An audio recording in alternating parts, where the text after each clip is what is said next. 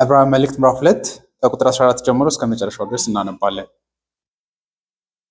ልጆቹ በስጋና በደም እንደሚካፈሉ እርሱ ራሱ ደግሞ ያንኑ ተካፈለ። ይኸውም በሞት ላይ ኃይል ያለውን ዲያብሎስን በሞቱ ኃይል እንዲደመስስ ነው። እንዲሁም በሕይወት ዘመናቸው ሁሉ በሞት ፍርሃት ባርነት የታሰሩትን ነፃ እንዲያወጣ ነው። እርሱ የመጣው መላእክትን ለመርዳት ሳይሆን የአብርሃምን ዘር ለመርዳት እንደሆነ ግልጽ ነው። ስለዚህ በሁሉም ነገር ወንድሞቹን መምሰል ተገባው። ይህንንም ያደረገው መሐሪና ታማኝ ሊቀ ካህናት ሆኖ እግዚአብሔርን ለማገልገልና ለሕዝቡ የኃጢአትን ስርየት ለማስገኘት ነው። እርሱ ራሱ በተፈተነ ጊዜ መከራን ስለተቀበለ የሚፈተኑትን ሊረዳቸው ይችላልና። ከኔ ጋር እግዚአብሔር እንዲያስተምረን ጸሎት እናቅርብ። እጅግ የተከበረ የጌታችን የኢየሱስ ክርስቶስ አባት በልጅ በክርስቶስ ኢየሱስ የኛም አባት እግዚአብሔር ሆይ ስለዚች ጊዜ እናመሰግናለን። በዚህ በልጅ ቀን መተን አንተን እንድናመልክህ እሱ በከፈተልንና እርሱ በሰጠን በዚህ የድል ቀን በፊት ቆመን አንተን እንድናይ ደግሞ ስምን እንድንቀድስ ቃልን እንድንሰማ እንዲህ አይነት የተባረከ የህይወት ጊዜ ስለሰጠን ስለ እርሱ አንተን እናመሰግናለን። አሁንም ቃልን እንድታስተምረን በእነዚህ ቁጥሮች ውስጥ ያለውን እውነት ለነፍሳችን እውነት አድርገህ አሁንም በቅዱስ መንፈስህ እንድታስተሳስረን እንለምንሃለን። ይህን ወንጌል ይህንን ዛሬም መስማታችን አንተን በልጅ በኩል ለመቅረብ ድፍረት እንዲሰጠን በእምነት ወደ አንተ እንድንቀርብ እንዲያደርገን በአምልኮ በጸሎት ሁሉ እንድንቀርብ እንዲያደርገን ልመናችንን እናቀርባለን። ይህንን የቃል ጊዜ እንድትባርክ እንጠይቀሃለን። ስለ ሁሉ ነገር እናመሰግናለን። በልጅ በኢየሱስ ክርስቶስ ስም አሜን። ወደ ዕብራውያን መልእክት ወደ ወሳኝ ቁጥሮች እየደረስን ነው። ከዚህ በኋላ ከሞላ ጎደል የክርስቶስን ማንነት ደግሞም የመጣበትን ምክንያት ከተናገረ በኋላ ይህ ማለት ምን ማለት እንደሆነ እያስረዳ የሚሄድበትን እናያለን። እንግዲህ ብዙ ጊዜ ሰዎች ወንጌልን ብዙ ሰው አውቃለሁ እንደሚል እናውቃለን። አንዳንዴ ሰዎች የእግዚአብሔርን ስራ እንደተረዱ በክርስቶስ ኢየሱስ የሆነውን በድፍረት ይናገራሉ። ግን አንዳንዴ ሰዎች በእጆቻቸው መካከል ሊሾልክ የሚችል መልእክት እንደሆነም ማሰብ መቻል አለብን። የዚህን መልእክት ግብ ሳንረዳ እንዳንቀር መጠንቀቅም ያስፈልጋል። አንድ ጊዜ አንድ ሰው ሲናገር ስለ ሪፎርሜሽን ጊዜ ቀኑ እየተከበረ አይደለ? ኦክቶበር 31 ብቻ እግዚአብሔር ታላቅን ስራ ሰርቷል ተብሎ እየተወራ ግን ሉተር የሚያስተምሩትን የጽድቅ በእምነት ብቻ የሚለውን ወንጌል አምነን ወደ እግዚአብሔር እግሮች ስር ተራምደን ላንሄድ እንችላለን ማለት ያስጠነቅቃል። ዛሬ እኔም ለማውራት የምሞክረው እሱን ነው። አንዳንዴ እግዚአብሔርን በልጁ በክርስቶስ ኢየሱስ በምህረትና በጸጋ የተሸፈነ አምላክን ሳናይ ቀርተን እንዳይሆን ማለት ነው። እነዚህ ቁጥሮች ላይ ኢየሱስ ለኛ እንደሆነ ከማንም ይልቅ የክርስቶስ የማዳን ስራው ስጋ ለለበሱ ለሰው ልጆች እንደሆነ ጸሐፊው ወደ መናገር የሚሄድበት ነው። ከላይ ሲታይ ቀላል ይመስላል፣ ግን በደንብ ስናየው የዚህን ክፍል ውበት እናያለን ብዬ አስባለሁ። ቁጥር 16 እርሱ የመጣው መላእክትን ለመርዳት ሳይሆን የአብርሃም ዘር ለመርዳት እንደሆነ ግልጽ ነው ይላል እንግሊዝኛው። For barely he took not on him the nature of angels, but he took on him the seed of Abraham. 1954 የአብርሃምን ዘር ይዟል እንጂ የያዘው የመላእክትን አይደለም ይላል። ይህ በጣም ትልቅ የወንጌል ቃል ነው አይመስልም? ከላይ ሲታይ ግን እጅግ በደስታ የሚሞላ በመንፈስ ቅዱስ ኃይል እነዚህን ቃሎች ከተረዳን የኢየሱስን አገልግሎት ግቡ መጨረሻው ምን እንደሆነ እንረዳለን ብዬ አስባለሁ። ይሄ እንግዲህ የመጨረሻ ድምዳሜ ነው። በተለይም መላእክትንና ኢየሱስን ከዛ ደግሞ በእርሱ በኩል የሆኑትን ወንድሞችን የማነጻጸር የመጨረሻ መቋጫ አይነት ነው። እንግዲህ መላእክት ለመጨረሻ ጊዜ ነው እዚህ ጋር ብቅ የሚሉት ከንጽጽር አንጻር። እንግዲህ እንደምታዩት ምዕራፍ 1 ቁጥር 4 ላይ ነው ከመላእክት የሚበልጥ ስምን በወረሰ መጠን ከእነርሱ እጅግ ይበልጣል ብሎ ኢየሱስን ከመላእክት እንደሚልቅ ነገረን። ሁለተኛው ንጽጽሩ ግን በክርስቶስ ኢየሱስ የሆኑት ራሱ ከመላእክት እንደሚበልጡ ይናገራል። በልጁ በኩል እርሱ በሰራው ስራ ከመላእክት የተዋረዱ በማንነታቸው በፍጥረታቸው ቢሆኑም አሁን ግን በክርስቶስ ኢየሱስ በዚህ የክብር ትስስር ወደ ላቀ ክብር የሰው ልጆች መጥተዋል። በተለይ ቁጥር 9 ላይ ኢየሱስን ሰው የሆነውን ኢየሱስን ለጥቂት ጊዜ ለኃጢአተኞች ሞትን በመጠጣት ተዋርዶ ነገር ግን የክብርና የዘውድ ተጭኖለት እናየዋለን ይልና ቁጥር 10 ላይ ብዙ ልጆችን ወደ ክብር ሲያመጣ ብሎ ይቀጥላል። በዛው በውርደቱ በሞቱ በእግዚአብሔር ጸጋ ለእነሱ ተተክቶ ያንን ውርደታቸውን ሞታቸውን በመውሰድ ክብርን እንደሰጣቸው በዚህ መንገድ ይናገራል። እንግዲህ ያንን ኤክስፕሊኬት እያደረገ እየገለጸ መጣ። ሞት እንዴት በክርስቶስ ሞትን እንዴት በመቅመሱ ውስጥ አቺቭ ያደረገውን ነገር ሲናገር ሄዶ ዲያብሎስን ፓንች እንዳደረገው እና እንዳሸነፈው ይናገራል። በዛውም ደግሞ እኛንም ከጀርባችን ላይ ከወንድሞቹ ጭንቀት ፍርሃትን እንዳስወገደ ቁጥር 15 ላይ ይናገራል እና መጨረሻ ላይ ቁጥር 16 ላይ መጥቶ የመጨረሻውን ድምዳሜ ይሰራል። እሱ የመጣው መላእክትን ለመርዳት አይደለም ይላል። ይሄ የክርስቶስን ታላቅ ፍቅር ለሰው ልጆች ያሳያል። እዚህ ጋር እንግዲህ እንግሊዝኛው ላይ እንደምታዩት ወሰደ እሱ መላእክትን ለመርዳት አልመጣም የሚለው በጣም ደካማ ቃል። እንግሊዝኛው ላይ for barely he took not on him the nature of angels ነው። የመላእክትን ማንነት አይደለም የወሰደው፣ ባይሆን የአብርሃምን ዘሮችን ነው he took on him በራሱ ላይ የወሰደው ይላል። የ1954 ጠንካራ ነው። የአብርሃምን ዘር ይዟል እንጂ ይላል፣ የመላእክትን አይደለም። የመላእክትን ዘር አልያዘም፣ የመላእክትን ማንነት አይደለም የያዘው የሚል ነው። ይህንን ትርጉም በዛው በቃሉ ውስጥ የምንረዳው ወይም ደግሞ የምናየው ከሆነ ይዟል የሚለው ልክ አንድ ነገርን ላለመልቀቅ ጥብቅ አድርጋችሁ የምትይዙት አይነት ነው ይላሉ በግሪኩ። ከእናንተ ተላቆ እንዳይሄድ አድርጋችሁ አጥብቃችሁ የምትይዙትን አይነት ቃል ነው የሚጠቀሙት። took hold of እየሮጠ ያለ አካልን በኃይል እንደምትይዙት አይነት ነው። አንድ ሰው እንደው ሲናገር የሰው ልጅን ወደ ኃጢአት ሚዝሪ ላይ ይሄድ ያለውን ማንነት ጥብቅ አድርጎ ከራሱ ጋር አገናኘውና አተረፈው በማለት ይናገራል። ልክ እንግዲህ ይሄ ፌደራል ቲዮሎጂ መረዳት በጣም ወሳኝ ነው። ለዚህ በአዳም ምክንያት አዳም ለራሱ ብቻ አይደለም የወደቀው፣ የኛንም ኔቸርም ጭምር ነው የጣለው። ከአዳም በኋላ የመጣ ሰው ያን ያህል ህይወታችንን የወሰነ አካል የለም። አብርሃም የኖረው ህይወት ያን ያህል፣ የማንም ህይወት ያን ያህል ኢፌክት የለውም። የአዳም ግን ዝም ብሎ እንደ ግለሰብ የኖረው ህይወት ብቻ በኪዳን ከእግዚአብሔር ጋር የተቆራኘበት ህይወት ነው። አዳም ብቻውን ተፈጠረ፣ ከዛ ግን ከእግዚአብሔር ጋር በኪዳን ተሳሰረ። ካንተ በኋላ ለሚመጡ ሰዎች ሁሉ ህይወትን እቆጥራለሁ በሚል የአዳም እንቅስቃሴዎች በሙሉ የሰው ልጅን ደስቲኒ የሚወስን አይነት ትስስር ከእግዚአብሔር ጋር ነበረው እና በዛው እንደጣለን እናውቃለን። ክርስቶስ ደግሞ ያንኑ አይነት የተበላሸ በኃጢአት የተያዘ ማንነት ባይሆንም የሰው ልጅን ተፈጥሮ በመያዝ ለሰው ልጆች ባደረገው እንቅስቃሴ ያንን የሰው ልጅን ውርደት አስወግዶ ወደ ክብር የማምጣትን ስራ ሰርቷል። ለዚህ እንዲሆን የሰው ልጅን ፍጹም ማንነት ወስዷል። ያስቀረው አንዳች ነገር የለም ከሰው ልጅ ማንነት። ፍጹም ሰው ነው፣ ፍጹም ነፍስ ያለው አካል። ይህን ካላመንን ወንጌላችንም ይጠፋል። አንድ ታዋቂ ግሪጎሪ ኦፍ ናዚያንዙስ የሚባል ኤርሊ ቸርች ሂስትሪ ላይ ያለ ሰው ሲናገር ኢየሱስ ያልወሰደው የትኛውም የሰው ልጅ ማንነት ካለ አይድንም በማለት ይናገራል። ያንን የሌለበት ምክንያት አንዳንዶች ኢየሱስን አይ ነፍስ ብቻ የሰው ልጅ ፍጹም አለው እንጂ ስጋ የለውም ይላል። አንዳንዶች ደግሞ አይ ስጋ አለው ግን የሰው ልጅ ነፍስ የለውም ይላል። ኢየሱስ ያልወሰደው አንድም ነገር ካለ ይላል ድነታችን አትስቴክ ነው የሚሆነው። የኢየሱስን ማንነት ለመከላከል የምንጋደለው ድነታችንንም ጭምር በትይዩ ለመጠበቅ። ምክንያቱም እርሱ ያለው ማንነቱ ለድነታችን በፍጹም ሰውነቱ በፍጹም አምላክነቱም እጅግ ለኛ ለድነታችን ወሳኝ ስለሆነ ቅድም ኮንፌሽኑም ላይ እንደምታዩት የኢየሱስ ሁለቱም ኔቸሮቹ በማዳን ስራ ውስጥ የየራሳቸው አስተዋጽኦ አላቸው። ጠዋትም እንዳያችሁት እግዚአብሔር መቅጣት የሚፈልገው የሰውን ልጅን ማንነት ነው። ስጋ ነው መቀጣት ያለበት፣ ፍጹም ሰው ነው መቀጣት ያለበት። ይህን መልአክ መሆን የለበትም። ትንሽ ሲቀጣ የሰው ልጅ ስቃይ አይነት ማይሰሙ አካል ራሱ መሆን የለበትም። በሰው ልጅ ቁመት ላይ የሆነ የምር ስቃይን እንደ ሰው ልጅ መቀበል የሚችል መሆን አለበት። ያ ስጋዊ ተፈጥሮ ነሰሲቴት አድርጓል። ነገር ግን አደጋው ለኛ ከሰው ልጅ መካከል የሚራራልን የሚያስብልን አካል ቢገኝ እንኳን ሮሜ 5 ላይ እንዳለው ለክፉዎች ለኛ ለመሞት የሚያስብ እኔ እንደው ሞትላቸዋለሁ ለሰው ሁሉ ሞቼ ላድን የሚል ሰው ቢኖር አንድ ንጹህ ሰው የለም። ሁለት ግን ላድን ቢል ራሱ የእግዚአብሔርን ቁጣ እንደሚፈለገው በሚያረካ መንገድ መሸከም የሚችል የለም። ገና እግዚአብሔር በቁጣው ሳይነሳ ይሞትና የእግዚአብሔርን ቁጣ ሳያረካ ይቀራል።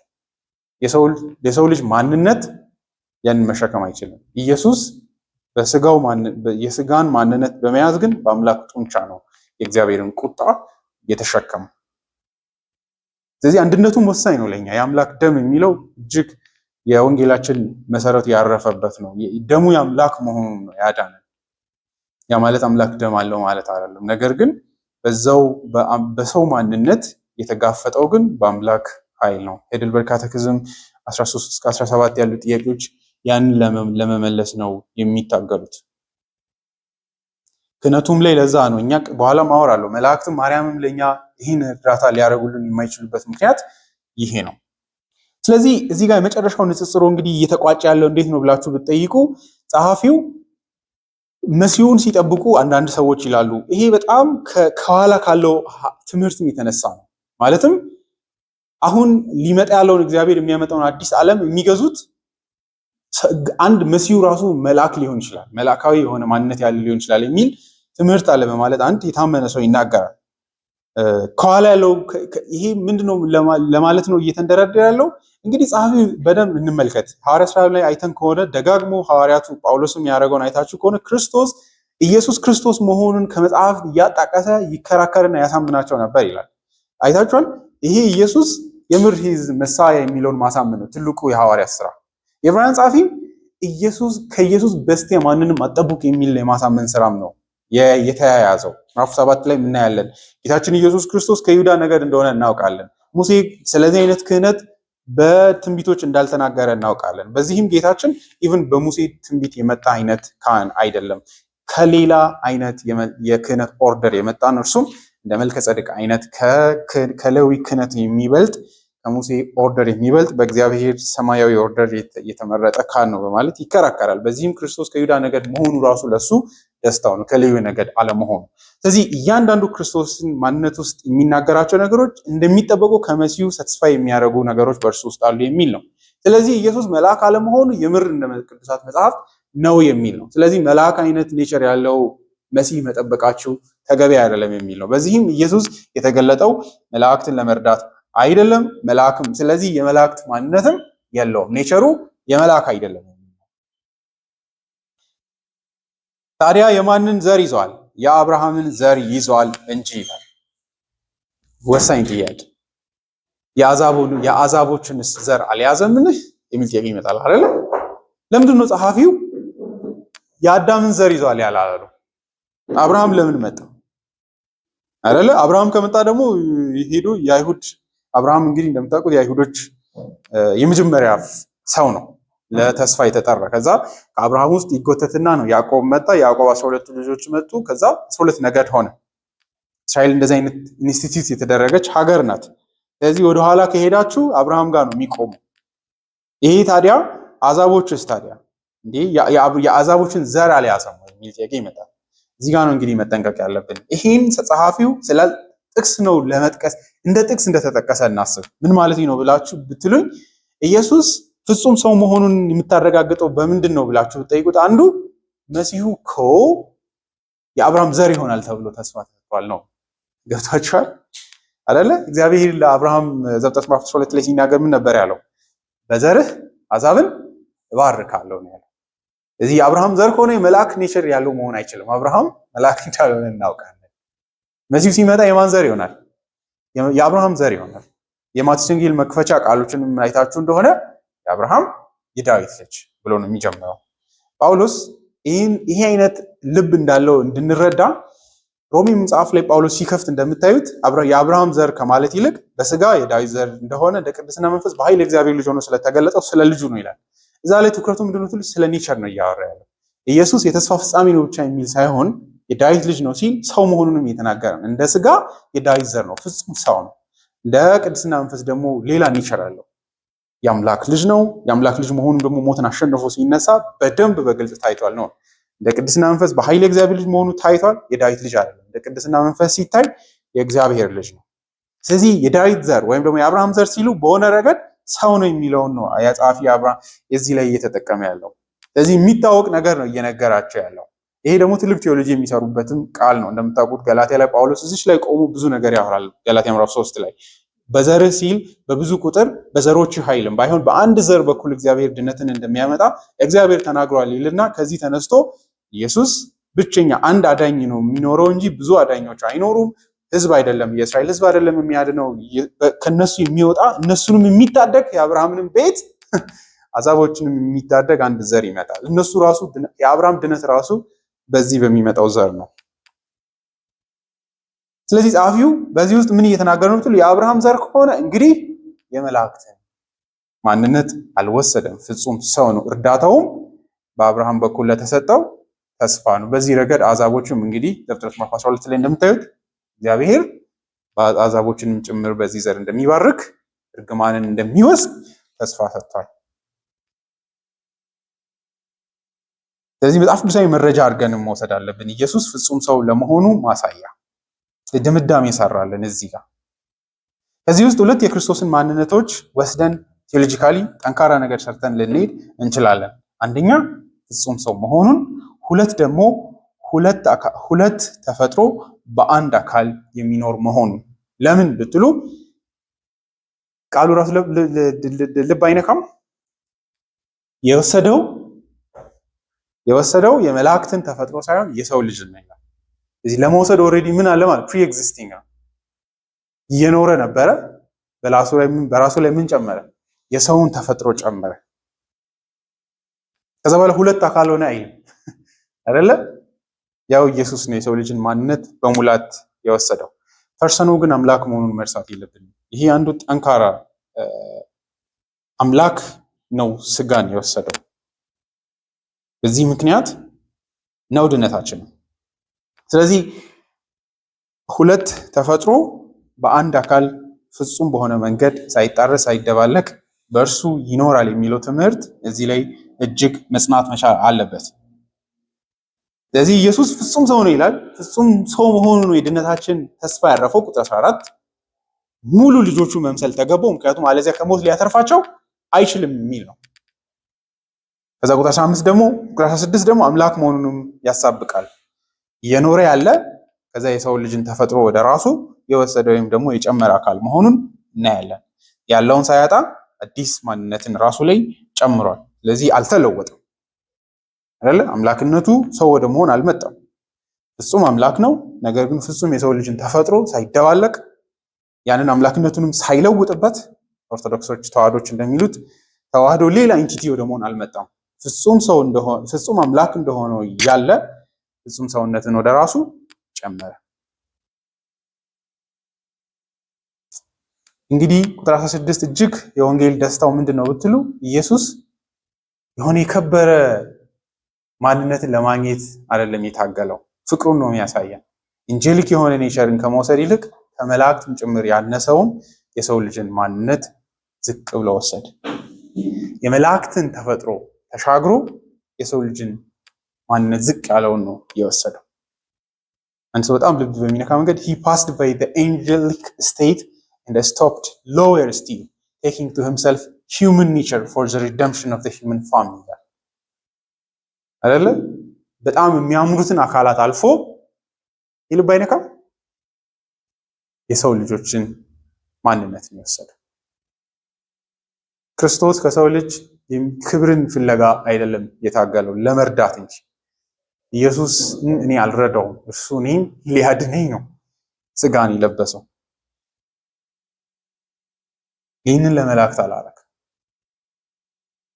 ይህ በጣም ከባድ ስቴትመንት ነው። ድነቱ ግቡ መላእክት አይደሉም፣ ሌላ አካል አይደለም፣ የሰው ልጆች ናቸው። ደግነቱንም ያሳያል። ምክንያቱም ታላቅ ክብር የመጣበት የድነት ስራ፣ መላእክት የዚህ ድነት ተካፋይ አይደሉም።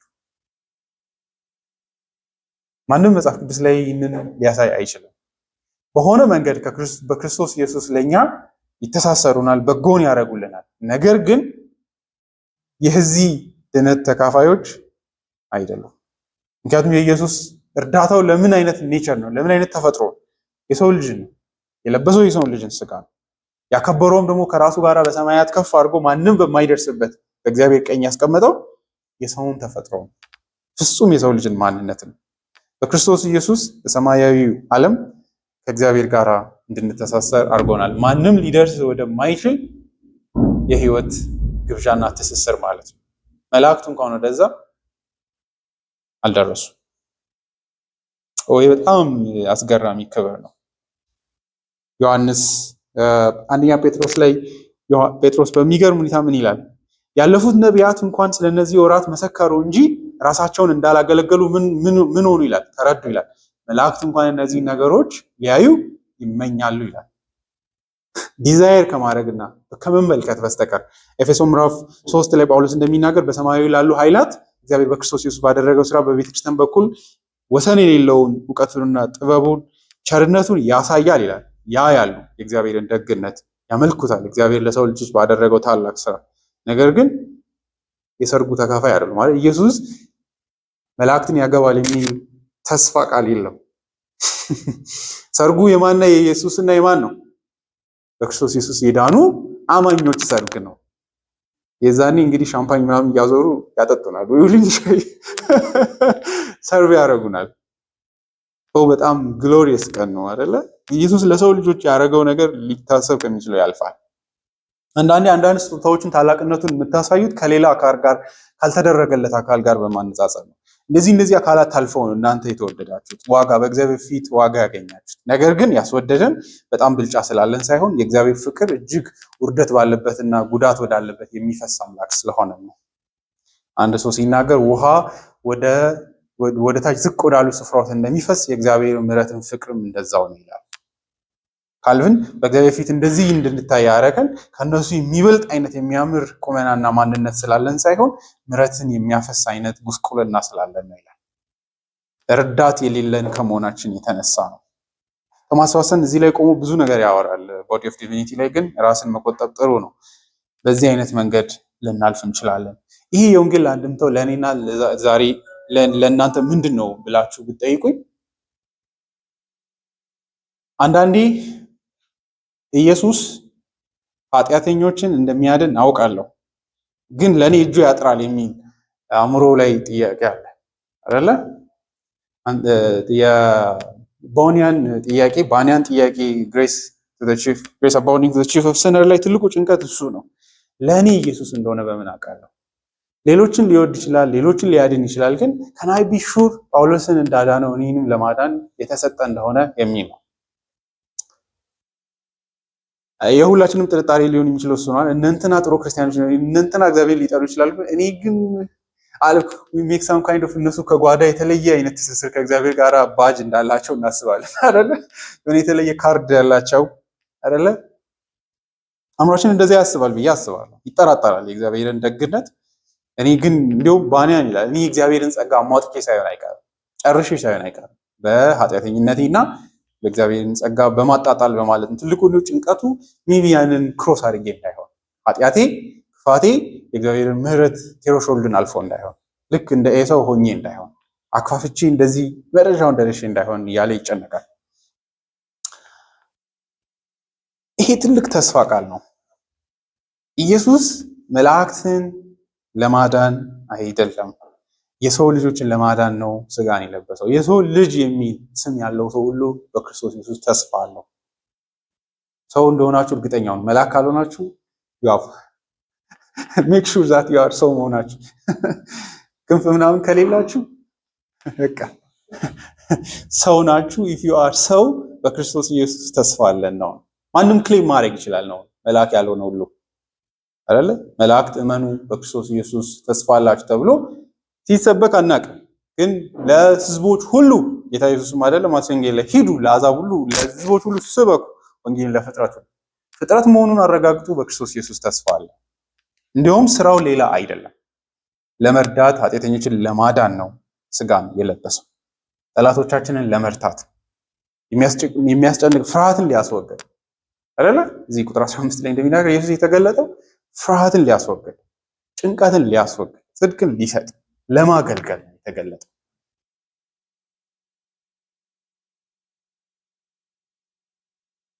ስለዚህ ኃጢአት እኔ ጋር አለ ማለት ኢየሱስ መምጣትን ጀስቲፋይ የሚያደርግ እውነታ እኔ ጋር አለ ማለት እንዲያገለግልኝ። ሁለት ተፈጥሮ በአምላክ ውስጥ አምላክም ሰው በሆነው በኢየሱስ ሳይነጣጠልና ሳይደባለቅ መኖሩ ለኛ ትርፉ ምንድነው? ቁጥር 17 እና 18 ላይ እሱን ነው የሚያሳየን። ስለዚህ በሁሉም ነገር ቁጥር 16 ድምዳሜ ነው። ስለዚህ በሁሉም ነገር ወንድሞቹን መምሰል ተገባው። ይህንንም ያደረገው መሐሪና ታማኝ ሊቀ ካህናት ሆኖ እግዚአብሔርን ለማገልገል እና ለሕዝቡ የኃጢአትን ስርየት ለማስገኘት ነው። እንግሊዝኛው wherefore in all things it behoved him to be made like unto his brethren that he might be a merciful and a faithful high priest in the things pertaining to God to make reconciliation for the sins of the people ይላል። ስለዚህ መላእክትን ለመርዳት አልተገለጠም፣ የሰው ልጆችን ሊያገለግል ተገለጠ። እንግዲህ ከዚህ በፊት ቁጥር 14 እና 15 ላይ የኢየሱስ ስጋ ፍጹም የመልበሱ ምክንያት መሞት እንዲችል ነው ብለን ተረጎመ። ኢቭን ዲያብሎስን ለመርታት አይደለም፣ ከሁሉ በፊት መሞት እንዲችል ነው። ለመሞት ለሰው ልጅ ለመሞት የነሱ ሙሉ ማንነትን መልበስ ነበረበት። በዚህ ሞት እሱ ላይ እንዲመጣ የእግዚአብሔርን ቁጣ ለመውሰድ ምቹ የሆነ ማንነትን ይዞ ቀረበ። በዛው ሞት ዲያብሎስን ረድተዋለን። በዚህ ትዩ ጸሐፊው ደግሞ ሌላውንም ምክንያት ተቀጥላውን ያመጣል። ስለዚህ ወንድሞቹን ሊመስለው ተገባ ይላል። ስለዚህ በሁሉም ነገር ወንድሞቹን መምሰል ተገባው። ሊረዳ እነሱን ከተገለጠ በዛው ስጋ በለበሰበት ማንነቱ የአብርሃም ዘርን ለመርዳት የሰው ልጆችን ሊረዳ በተገለበት ማንነት እነሱን ፍጹም በሆነ መንገድ መምሰል ተገባው። ለምን?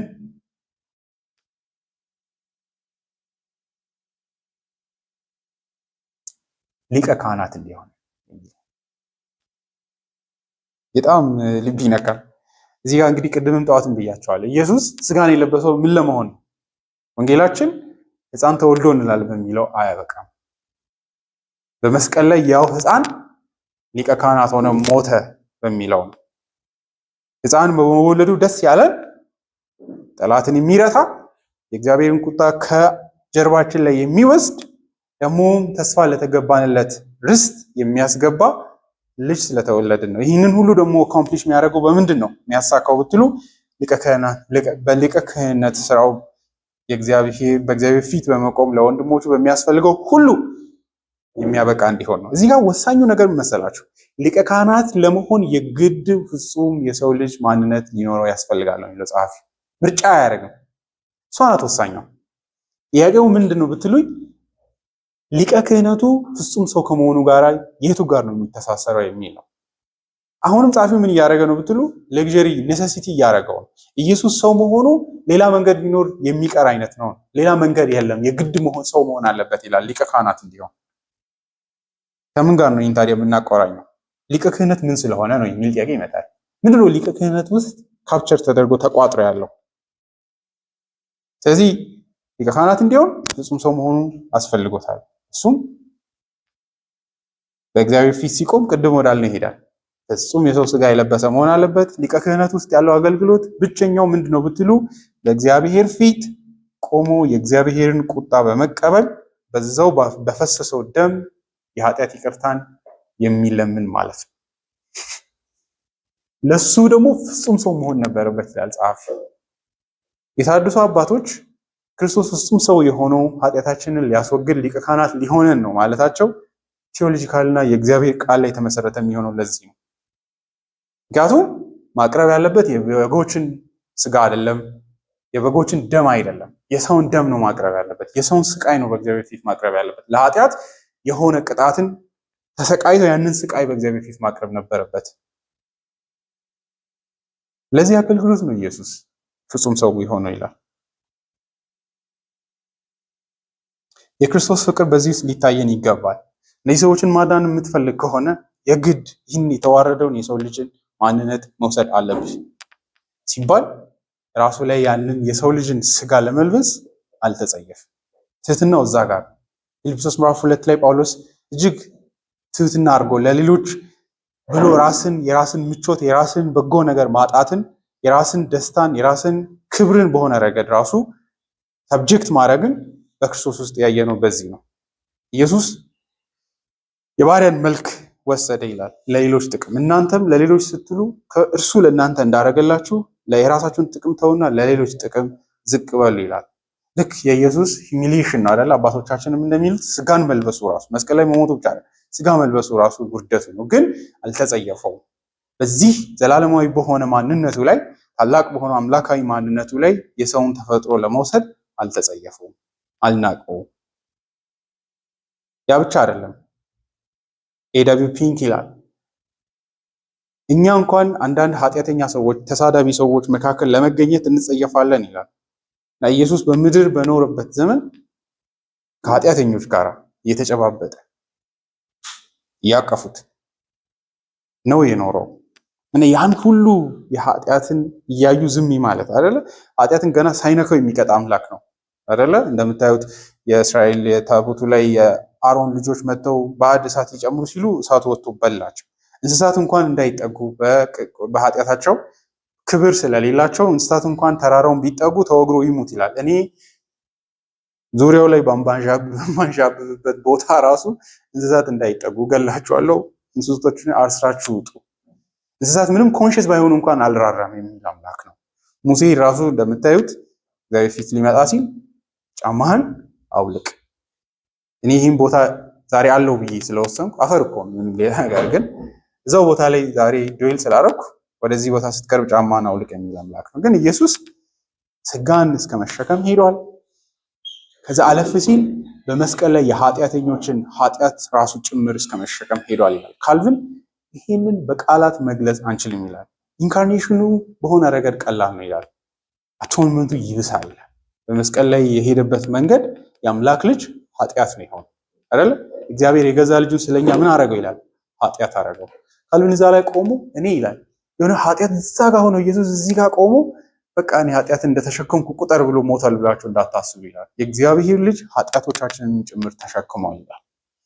ይህንን እንግዲህ ሳንል ማለፍ ስለማንችል ማለት አለን። የመስቀሉ ሞኝነት ይሄ ነው ይላል። ሰዎች ይህንን ለማሰብ እንደሚከብዳቸው ይታወቃል። ግን ክርስቶስ በዚህ አይነት መንገድ አልፏል ይላል አይደለ? ኢየሱስ ኃጢአቶቻችንን የምር ባይሸከም ለእኛ የድነት ተስፋ የለንም ይላል።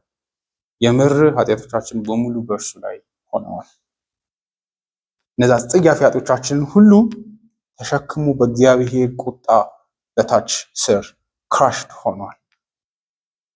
ስለዚህ እንግዲህ ጌታችን የመላእክትን ኔቸር አልፎ የሰው ልጅን ማንነት መሸከሙ ብቻ ይህን የተሸከመበት ምክንያት አዘንድ ምን እንዲሆን ነው?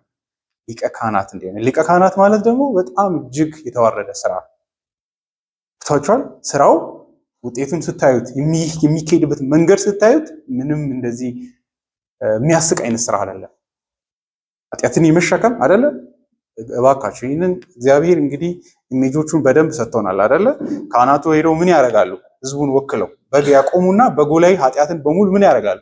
በምልክት ትራንስፈር ያደርጋሉ። ኃጢአትን ይናዘዛሉ አናቱ ላይ አድርገው። ከዛ በኋላ በጉ ምን ይሆናል? የኃጢአት ተሸካሚና ምሳሌ ሆኖ በእግዚአብሔር ፊት ይታረዳል። ክርስቶስ እያልን ያለ ነው ምንድን ነው? እንደ ሊቀ ካህናት ራሱን እንደዛ ነው ያቀረበው። በግ ይዞ አይደለም በእግዚአብሔር ፊት የሄደው፣ ራሱን ይዞ ሄዶ የኃጢአተኞችን ኃጢአት ሁሉ በራሱ ላይ ተሸክሞ በእግዚአብሔር ፊት ሞተ እንላለን። ስለዚህ ውልደቱ ፍጹም የሰው ልጅን ማንነት መሸከሙ ለእግዚአብሔር ፍትህ እንዲሆን ሊቀ ካህናት ይሆን ዘንድ ነው።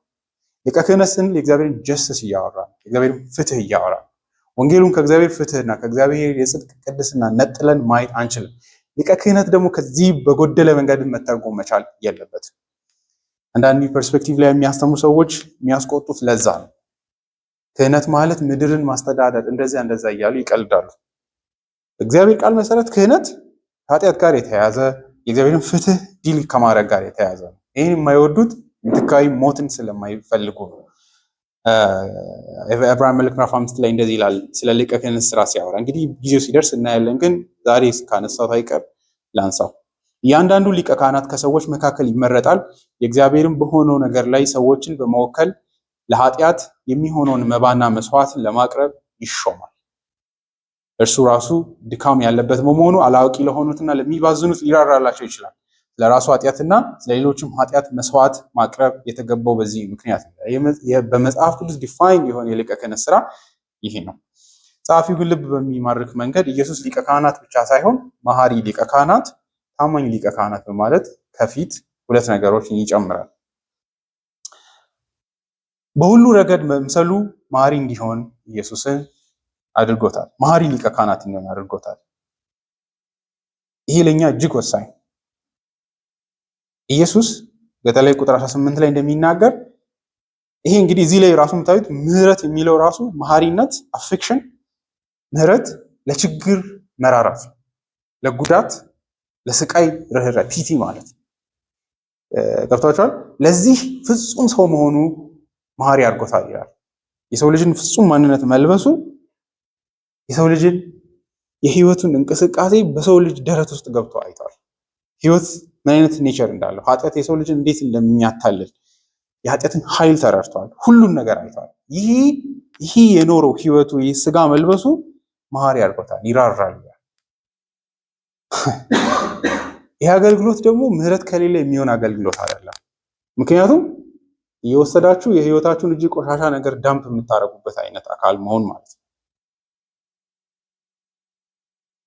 አንድ አገልጋይ እንደዚህ ይላል፣ For in a priest whose office is to appease God's wrath, to help the miserable, to raise up the fallen, to relieve the oppressed, mercy is especially required.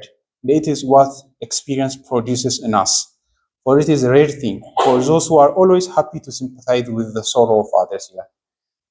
ሁል ጊዜ ደስታ ብቻና ሰላም ብቻ ሆኖ የሚኖሩ ሰዎች ለተቸገረ ለመራራት አንጀት የላቸውም ይላል አይደለ?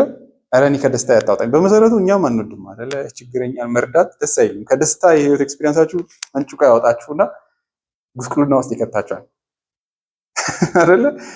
እና ሁል ጊዜ ሃፒ በሆነ ሁኔታ ላይ የሚኖር ሰው ከዛ አይነት ስቴቱ እየተጎተተ መውጣት አይፈልግም። እና ይሄ አገልግሎት ትልቅ ምህረት ይጠይቃል። ተለቸኝም አይደለ? አደከመኝ ደግሞ አያልቅም። የዚህ ሰው የጉስቁልና የማይል አካል መሆን አለበት ነው። ምህረት ለዛ ነው የሚያስፈልገው ነው። እና እንዲሁ ምን ይላል? ጉስቁልናን፣ ህይወትን ችግር የሚያውቅ የተካፈለ ሰው ያንን ለመረዳት ልብ አለው ይላል። እኔ ላንተ የችግር መጣያ ነኝ እንዴ ይባላል። ሰው ራሱ ይላል እኮ አረ እናንተ ደህና ነገር ይዘህ እኔ ጋር ሁሌ ለችግር ነው የምትመጣው? እስቲ ሌላ ጊዜ ለኔ የሆነ ነገር ይዘህልኝ ነው ሁሌ ለመውሰድ ነው የምትመጣው?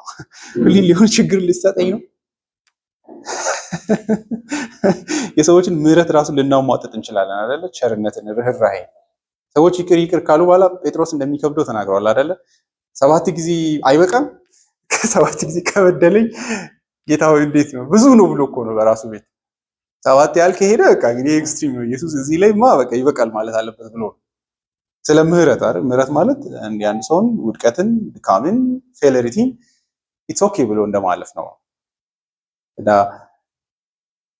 ሰዎች አይችሉም ነው። ቶማስ ጎድዊን እዚህ ጋር ነው የሚያወራው። ምንም እንኳ ስጋ ቢለብስም በዛ በተሸከመው ስጋ ውስጥ ምህረቱ ከአምላክ ልብ የሚፈልቅ ምህረት ነው የሚለው። ኢንኤግዞስቲብል የሆነ ምህረት ነው የሚለው። ያ የሰው ልጅ ስጋ ከዛ ማንነቱ ጋር መጣበቁ ያንን ምህረት ኢዝሊ እንዲያፈሰው አድርጎታል ነው። ማንም ሊነግረው አያስፈልገውም የሰው ልጅን የህይወት ችግርን ለማስረዳት። እዚህ በደንብ ተዋዶች ዛሬ ምንድን ነው የሚሉት? ኢየሱስ በጣም ሃርድ ስለሆነ ማርያምን ሄዶ በእናቱ በኩል አንጀቱ ይሳሳል አይደለ? እባክሽ ልጅሽን አማልጂ፣ ልጅሽ you own him ያንቺ ነው አማልጂልን። እሱ በጣም አይሳሳም ነው ደረቅ ነው፣ ላይክ በቀላሉ እጆቹ ያጠሩ ናቸው የሚል ነው። ወንጌሉ ግን ከዛ ያለፈ ነገር ይነግረናል። ማንም ሚዲየት ማድረግ ኢየሱስን የለበትም። መካከለኛ ሆኖ ስለ ችግራችሁ ማስረዳት የለበትም። እሱ ኢየሱስን ጨካኝ ነህ እንደማለት በዚህ መራራት የለብንም። ይሄ ሃይማኖት ደል የሆነ ሃይማኖት ነው። እንዲሁ ዝም ብለን በቀላሉ የምናልፈው አይደለም። አዳኛችንን መሐሪ አይደለም የሚለው አይደለ? ኢየሱስ ግን በምን የተሞላ ነው? በምህረት የተሞላ ነው። ስለ ሰው ልጅ ተፈጥሮና ስለ ህይወት ራሱ በኋላ ይህንን ምዕራፍ 4 ላይ በደንብ እናወራለን። ስለ ህይወት ራሱ ማንም ሊያስረዳ ያስፈልጋል አይደለ? ኢየሱስን በጣም አውርቼ ያስረዳለሁ ብላችሁ እንዳታስቡ ይናውሰት። ስለዚህ ወንድሞቹን በሁሉ ረገድ መምሰሉ ይላል ጸሐፊ ለዚህ አገልግሎቱ እጅግ ለኛ አስፈላጊ ሆኗል። ምክንያቱም መሐሪ ሊቀ ካህናት ሆኗል ይላል። እነዚህ ጋር ነው እንግዲህ ወሳኙ መሐሪነቱ። ታማኝነቱ ፍጹም ሰው ከመሆኑ ይፈልቃል። እንዴት ግን አይደለ? ታማኝነቱ እንዴት ነው የምናገናኘው? ማለት ኢየሱስ የሰው ተፈጥሮ ሙሉ ማንነት ባይኖረው ኖሮ ታማኝ አይሆንም ነበር ብለን ብንጠይቅ ከምሕረቱ ጋር የተቆራኘ ነው። መሐሪ ብቻ አይደለም ታማኝም ነው።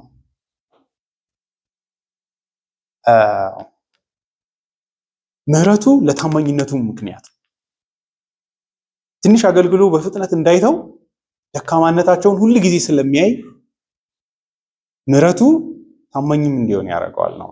ጅዝ አሜዚንግ ገብቷችኋል? እነዚህ ሰዎች በቃ ከዚህ በላይ አልረዳም ብሎ እንዳይሄድ ፍጹም ተፈጥሮውን ስለሚያውቅ በጣም ልብ ይነካል። ታማኝነቱን ከምሕረቱ መነጠል የለብንም። ፍጹም የሰው ልጅን ማንነት የሚያውቅ የሰው ልጅን ደካማነት፣ የሰው ልጅን ውርደት እና የህይወት ችግሩን የሚረዳ ከመሆኑ የተነሳ ራሱን ከዛ ቦታ እንዲያጡት ራሱ አያሸሽም። በጣም አስገራሚ ነው። ሂዝ ኦልዌይስ ኢን ዳት ፕሌስ ነው which is amazing አስገራሚ ነገር። ስለዚህ ታማኝ ሊቀ ካህናት ነው የሚለው ዳክሞት ቢተውስ ሜቢ እስከሆነ ዘመን ኢየሱስ እስከ 15ኛው ክፍለ ዘመን አርጎ አሁን አገልግሎትን አቆሞ ቢሆንስ አይደለ? how do I know? ቢከብደውስ ቢሰለቸውስ አይደለ? ሰው ሁሉ ጊዜ የማንንም ቆሻሻ እየተተከመ እንዴት ይኖራል? ታማኝ ነው ይላል ጸሐፊ። ፍጹም ሰውነታችንን ላይለያየው ስለተቆራኘው የሰው ልጅን ተፈጥሮ ለዘላለም ታማኝ ሊቀ ካህናት ሆኖ ይኖራል። ፌይትፉል ሆኖ በእግዚአብሔር ፊት ይኖርልናል። ስለዚህ በማያቋርጥ መንገድ ጉስቁልናችን ስለሚያሳሳው ስለሚያራራው በእግዚአብሔር ፊት ይህ ጉስቁልና ሁሌ ለሱ ቅርብ ስለሆነ ሩቅ ስላልሆነ ታማኝ ሆኖ ከዛ አገልግሎት ራሱን ሳያላቅቅ እንዲኖር ያደርገዋል።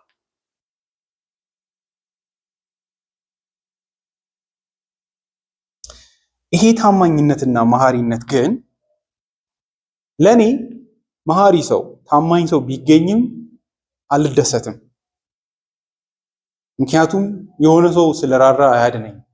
የሆነ ሰው ታማኝ ስለሆነልኝም አያድነኝም። የክርስቶስ ታማኝነትና መሐሪነት ከኢሞሽን የሚያልፍ ነው። እዚህ ጋር በደንብ ተጠንቀቁ። ማርያም ምሕረት እንኳን ቢኖራት እንደማታድነኝ መታወቅ አለበት። ወላጆቻችንን በሉ ማንም የሚራራ አካል ቢኖር አያድነን። ይሄ በጣም ወሳኝ ነው። ምክንያቱም እግዚአብሔር እየፈለገ ያለው እግዚአብሔር ያጣው መሐሪና ታማኝ አካል አይደለም፣ መስዋዕት ነው ያጣው። ኢየሱስ መሐሪና ታማኝ ብቻ አይደለም፣ ሊቀ ካህናት ነው። ሌላ ሊቀ ካህናት የለም።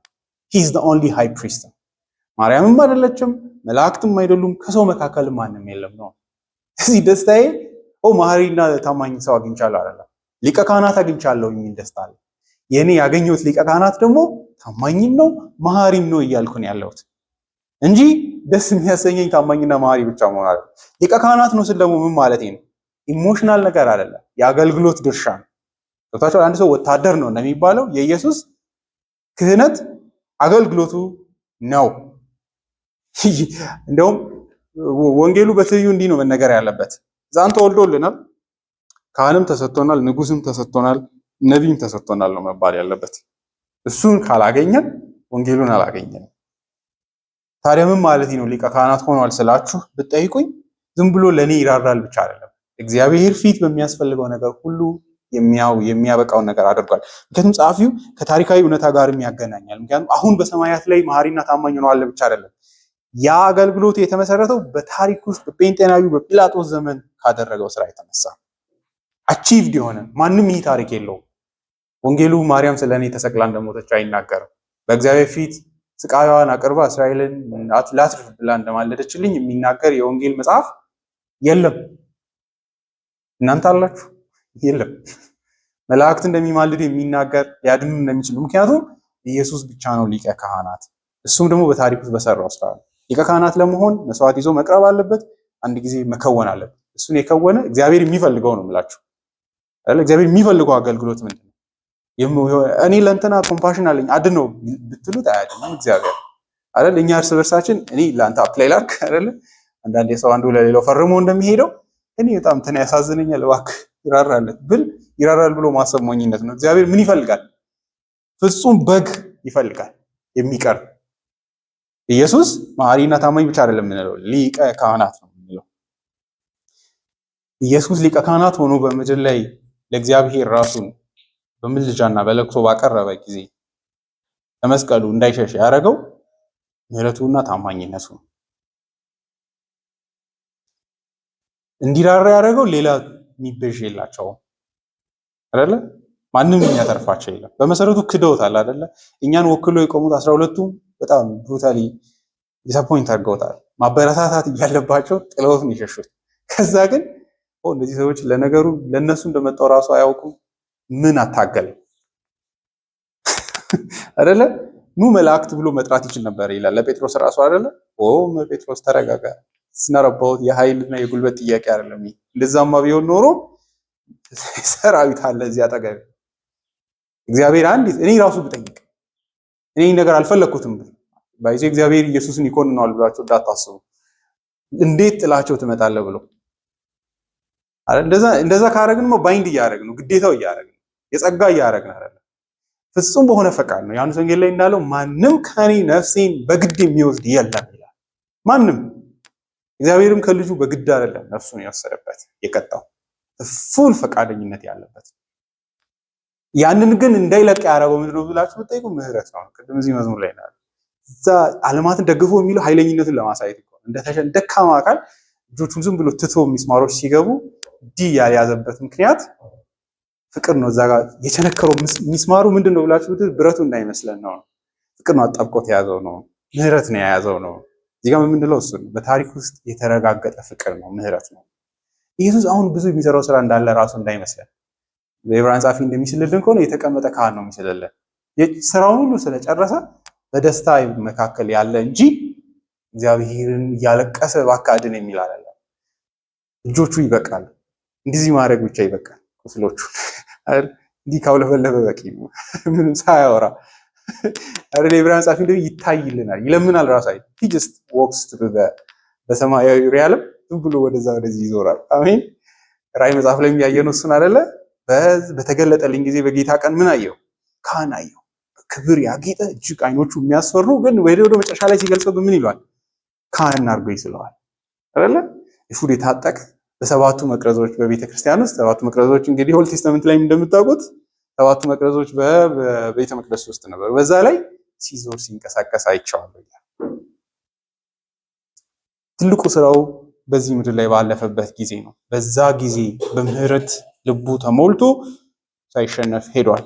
ከዛ ግን ታማኝም ነበር፣ ለቆ አልሄድም። ታማኝነት አይደለ? አንድ ነገር ጀምረው አለመልቀቅ ነው፣ አለመሸነፍ። እኔ ይሽር የፍቅር ጌታ የሚለው መዝሙር ላይ አንዱ ደስ የምትላ ላይ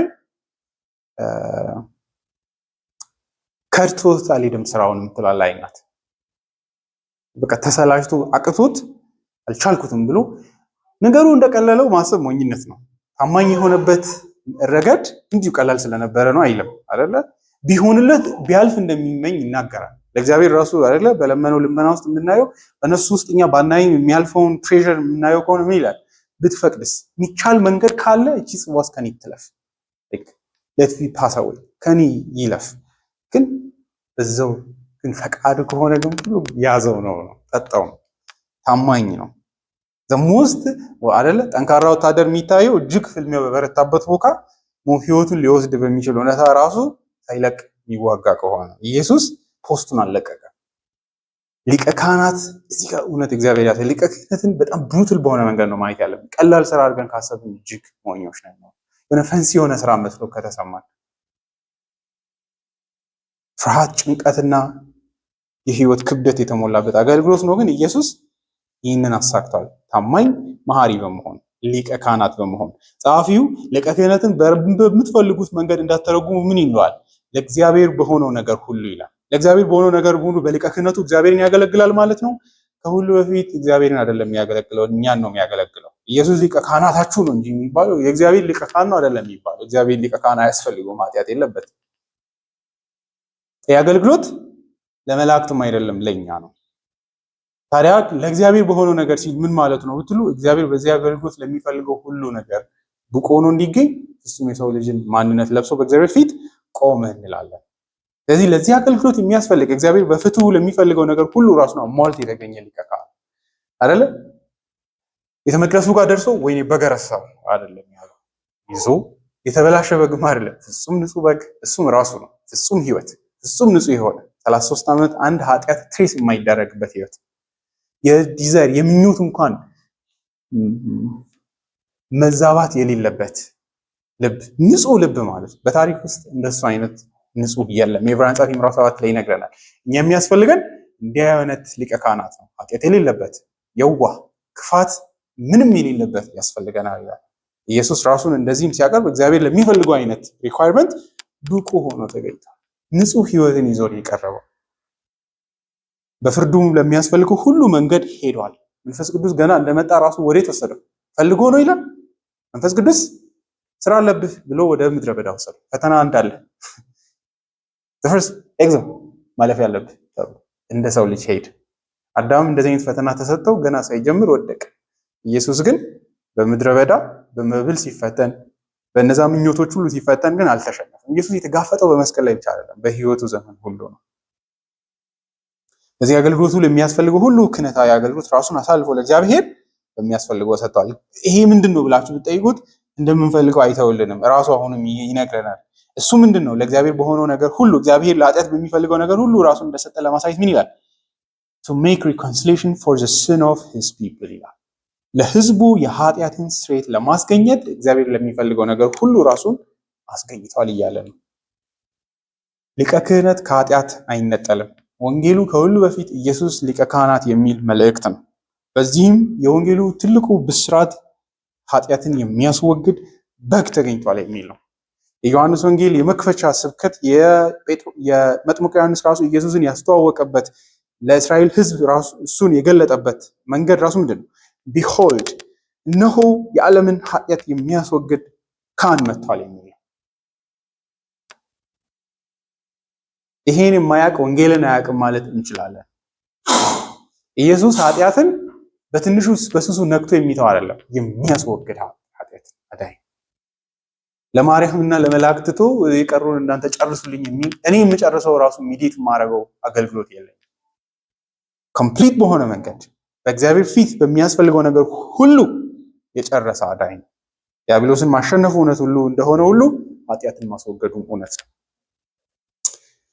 ክህነት ማለት ኢየሱስ ፕሪስትሊ በሆነ ክህነታዊ በሆነ መንገድ ምድርን የሚያስተዳድር ማለት አይደለም። ከኃጢአት ይቅርታ ጋር የተያያዘ ነገር ነው። የወንጌሉ ወሳኝ የልብ ስብከትም ኢየሱስ ሊቀ ካህናት ነው የሚል ነው። የኃጢአትን ይቅርታ ያስገኛል የሚል ስብከት ነው። እሱ ነው አይደል? አንዳንድ ሰዎች የሚሳለቁት ከኃጢአት ድኛለሁ ወደ ሰማይ ሄዳለሁ ተብሎ ወንጌልን ያቀሉታል ብሎ ይሳለቃል። እንደውም ወንጌሉን ማቅለል ይሄ ሌላው ሁሉ በወንጌሉ ላይ የሚደረፍ ትርፍ ነው። ከአምላክ ይቅርታ ምን ይበልጥ ይሆን? ሰዎች የሊቀ ክህነት አገልግሎትንና የኃጢአት ይቅርታን የሚያሳንሱ ከሆነ የኃጢአትን ይቅርታ ለማግኘት ውጤቱን ስለማይረዱ አይደለ? ኃጢአት ይቅር ካልተባለ መጨረሻው እጅግ አስከፊ ነው። የኃጢአት ደሞዝ ሞት ነውና የዘላለም የእግዚአብሔር ቁጣ ነውና ከዚህ መትረፌን እንዴት አቅልያ ያዋለው ነው አይደለ? ፖላይትሊ ይሰድ ይህንን ነገር ኢየሱስ ንጉስ ነው። በዚህ ነው ደስ ሊል የሚገባው።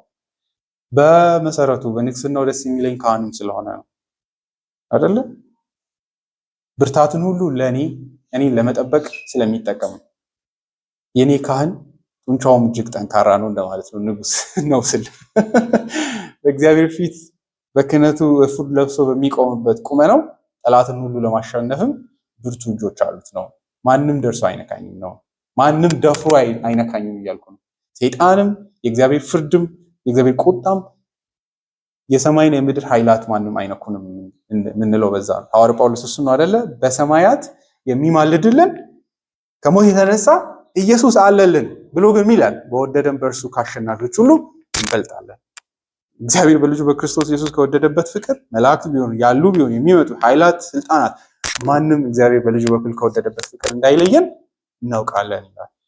when even we talk about የክርስቶስን ብርታትና ንግስና እኛን ለማዳን እኛን ለመጠበቅ የነገሰበትን ብርታት ነው የምናወራው እንጂ አምላካዊ የሆነ ብርታትን አይደለም የምናወራው። መሲያዊ የሆነ ብርታትን ለሰው ልጆች አገልጋይ ለመሆን የበረታበትን ንግስና ነው የምናወራው። ነገሰብን ሳይሆን ነገሰልን የምንልበት። አሜን።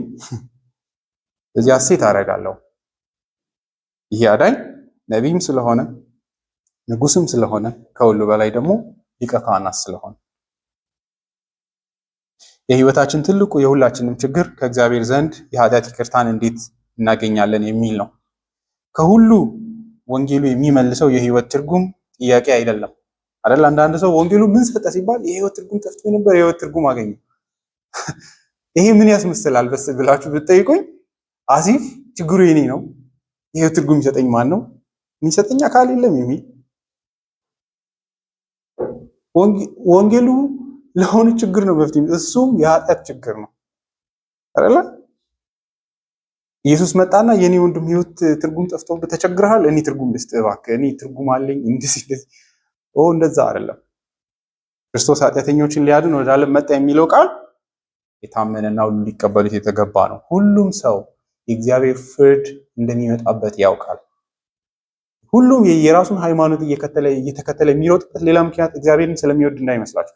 በክርስቶስ ኢየሱስ ካለው ሃይማኖት ውጪ እግዚአብሔርን የሚወድ ማንም የለም። ሁሉ በኋላ እንዳታንቀኝ፣ እንግዲህ አሁን የምትፈልገው ስግደትም ከሆነ እሰጥሃለሁ፣ ምጽዋትም ከሆነ እከፍልሃለሁ፣ ብቻ እኔ ካንተ ጋራ መነካካት አልፈልግም፣ ብቻ ሲኦል እንድትከተኝ አልፈልግም የሚል። ስለዚህ ትልቅ የኃጢአት ጥያቄ ያለበት ነው። የህይወት ትርጉም ጥያቄ አይደለም ያለበት። እግዚአብሔር የሚፈታልን ትልቁ ችግር የእግዚአብሔርን ችግር እንጂ እኛን አይደለም። ወንጌሉ የሚመልሰው እግዚአብሔር እንዴት እኛን ያጸድቅናል በዚህ ቅድስናው የሚል እንጂ እኔ የሆነ የራሴ የፈጠርኩት ችግር አለ እንዴት ወንጌሉ ለዛ መልስ ይሆነኛል አይደለም። ያንስላችሁ ወንጌሉ ሌሎች ጥያቄዎችን አይመልስም ለማለት አይደለም። ነገር ግን ከሁሉ በፊት ምክንያቱም ኢየሱስ ካህን ነው ስል፣ ንጉስ ነው ስል፣ ነቢይ ነው ስል እያወራ ያለሁት እግዚአብሔርን በተመለከተ ነው። እግዚአብሔርን አላውቅም ያሳውቀኛል፣ ነቢይ ነው። ትልቁ ችግር እግዚአብሔርን አላውቅም። እግዚአብሔር ማን እንደሆነ ነው ማላውቅም። ራሴ ምን እንደሆንኩ ነው ግራ የሚገባኝ አይደል? አለፍ ሲል ደግሞ ኃጢአተኛ ዓለም ውስጥ ነው ያለሁት። እኔም ኃጢአት ከየት እንደሚፈልቅ አላውቅም በልቤ ውስጥ አይደል? ማነው ከዚህ ኃጢአትም ነፃ የሚያወጣኝ ብርቱ አይደል? ይህንን ኃጢአት ፈልቅቆ ከልቤ ውስጥ የሚያነጻኝ ኃይለኛ የሆነ አይደል? በቦምብ አይጸዳ፣ በሰርጀሪ አይወጣ። ማነው ንጹህ መንፈስ ያለው ሊያጥበኝ የሚችል እያልኩ በእግዚአብሔር ፊት በእግዚአብሔር ቅድስት ቅዱሳን አጥቦ የሚያቆመኝ ማን አለኝ እያልኩ ነገስ እንዳልጠፋ ብርቱ ሆኖ የሚከለለኝ በዚህች ትንሽ ጡንቻዬ ራሴን ጠብቄ አልችል ነገር ማን ነው የሚጠብቀኝ ብዬ ጠባቂ የምፈልግ ሰው ነኝ ነው። ኢየሱስ መልስ ነው ለእነዚህ ጥያቄዎች። በመሰረቱ አንዳንዴ ኃጢአተኞች ጥያቄያቸው ራሱ አይደለም፣ እኛ ነን ጥያቄ የምናደርገው። የኔ ወንድም ህይወት እኮ በጣም በኃጢአት የተረገመ ህይወት ነው ያለ፣ ከጫፍ እስከ ጫፍ ህይወት ኃጢአት ነው። እግዚአብሔርን አታመልክ ነገር፣ ባልንጀሮችን አትወድ ነገር፣ ምንድን ነው ተስፋ በእግዚአብሔር ፊት ብለን ነው የምንጠይቀው እንጂ እስቲ የህይወቴ ችግር ንገረኝ እኔ መልሱን እነግርሃለሁ አይደለም። የህይወቴ ችግር አይደለም ብሎ የሚያስበውን ነገር ነው ችግር አድርገን የምናሳየው አይደለም። ከሁሉ በፊት በሽተኛ መሆኔ አይደለም፣ ኃጢአት የሚባል መርዛማ የሆነ ነገር ሰውነቴ ውስጥ አለ። እግዚአብሔር ደግሞ ለዚህ መልሱ ቁጣ እንደሆነ አውቃለሁ። ከዚህ ማን ነው የሚሰውረኝ? ወንጌሉ ግን ምን ብሎ ይሰብካል? ኢየሱስ የሚባል ሊቀ ካህናት እዚህ ሳይሆን ወደ ሰማያት ያለፈ በእግዚአብሔር ፊት ወርዚ ሆኖ የተገኘ አካል ተገኝቷል ብለን ኢቭን ምድር ላይ አይደለም አለ የምንለው። ምድር ላይ ቢኖርማ ሰማይ እንዴት እንደሚቀበለው እርግጠኛ አይደለሁም አይደለ? እግዚአብሔርን ፈቃድ አላውቅም። ነገር ግን ሰማይ የተቀበለው ሊቀ ካህናት እንሰብካለን።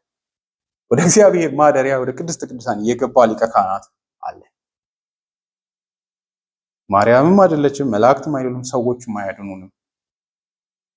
የኛ ጽድቅ before God በሰማይ ኢየሱስ ነው። የአይሁድ ቤተ መቅደስ ስርዓት ሁሉ ራሱ የሚገነው ነቢያዊ በሆነው አገልግሎቱም አይደለም፣ ንጉሳዊ በሆነው አገልግሎቱም አይደለም የሚሽከረከረው ክህነቱ ቤተ መቅደሱን የተመለከትን እንደሆነ ንጉስ ራሱ እንዲነካ ያልተፈቀደለት አገልግሎት ክህነት ነው። እንደምታውቁት ሳኦልን እግዚአብሔር ከለከለው። ኦዚያንን እኔ ራሱ ማን ይከለክለኛል ብሎ ሄዶ ኤፉዱን በለበሰ ጊዜ በለምጽ ጸያፍ የሆነ በሽታ ገበ ቀሰፈው። እጅግ ቅዱስ አገልግሎት ነው። እውነት ነው፣ እንደ ዳዊት አይነት ንጉስ ታላቅ ንጉስ የሚያስፈልገን ነን። ነገር ግን ቤተ መቅደሱን ያየን እንደሆነ ክህነታዊ አገልግሎትን የሚጠባበቅ ሃይማኖት ነው። የሃይማኖቱም ልብ ያረፈው የአይሁድ በዚህ ላይ ነው።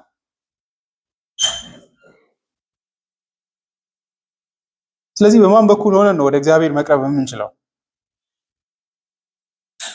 በዚህ ሊቀ ካህናት በኩል።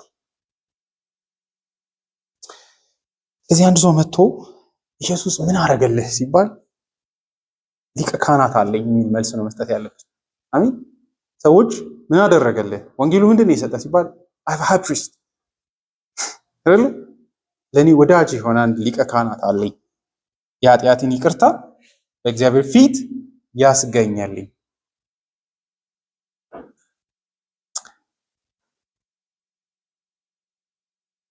እዚህ እንግዲህ እናስብ። if you don't appreciate ኢየሱስን ስለ ሊቀ ክህነታዊ አገልግሎቱ በጣም አክብሮት ኖሮን የማናመሰግን ከሆነ ሁለት ነገሮች ስለኛ እውነት ሊሆኑ ይችላሉ። ስለ እግዚአብሔር የማናውቀው ነገር አለ ማለት ነው። ስለ ራሳችን የኃጢአት ደብዝ የማናውቀው ነገር አለ። ይህ በጣም አደገኛ ነገር ነው ብዬ አስባለሁ። ገብቷችኋል? እስቲ ሰው መቶ ምን ደስ የሚያሰኝ በህይወት ሲባል ኢየሱስ አለልኝ ሊቀ ካህናት የሚል መልስ አለመስጠት ትልቅ ችግር አድርጎ አለማየት አይደለ?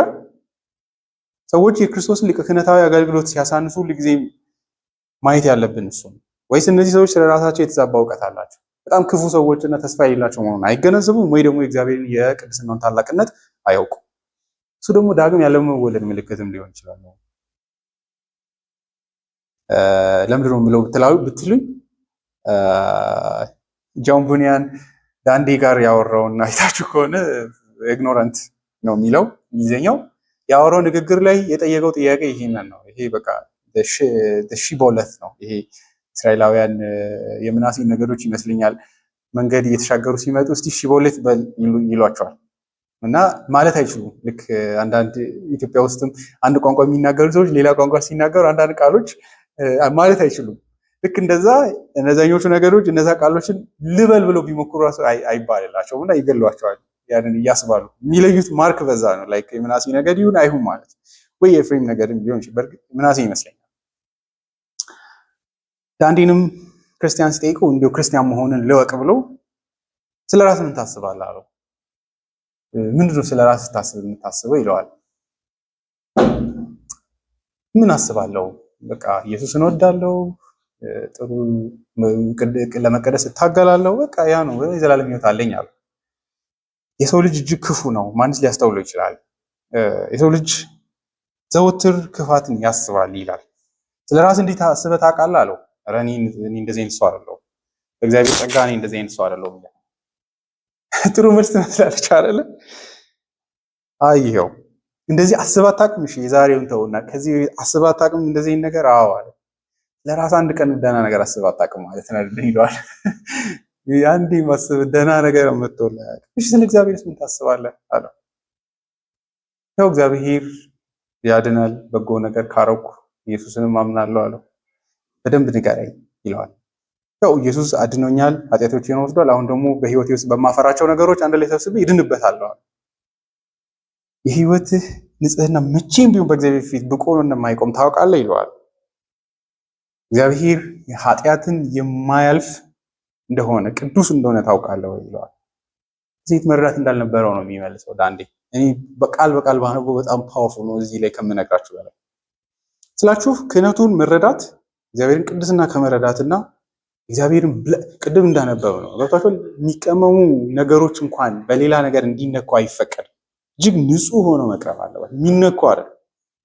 ስርዓቱ እጅግ በእግዚአብሔር ፊት በፍርሃት የሚታይ እግዚአብሔር ሙሴን ራሱ አስጠንቅቆታል። እዚህ ከምታየው በስተቀር አንድ ነገር እንዳትጨምርበት፣ አንድ ነገር እንዳትቀንስ፣ እንዳለው አድርገህ ስራው ብሎት ነው ያስጠነቀቀው። ለምን? እግዚአብሔር እጅግ የሚያከብረው አገልግሎትን የሚወክል ስራ ስለሆነ የጌታችን የኢየሱስ ክርስቶስን ሊቀ ክህነታዊ አገልግሎት ነው ቤተ መቅደሱም ሆነ ክህነቱ የሚወክለው። ይሄ ደግሞ ከእግዚአብሔር ንጽህናና የሰው ልጅ ኃጢአተኝነት ጋር የተቆራኘ ነገር ነው። ስለዚህ እኔም እንጠይቃችኋለሁ what do you think ኢየሱስ ሰራልኝ ስትሉ አእምሯችሁ ላይ የሚመጣላችሁና ግራቲቲዩድ የሚኖራችሁ ምስጋና ኢየሱስን ኢየሱስ አለልኝ ብላችሁ ስታመሰግኑ የምታመሰግኑበት ምክንያት። ቁጥር 16 ይሄ ለኛም የተስፋ ቃል ነው። እነዚህ ቃሎች እዘጋለሁ። እርሱ ራሱ በተፈተነ ጊዜ መከራን ስለተቀበለ የሚፈተኑትን ሊረዳቸው ይችላልና ይላል።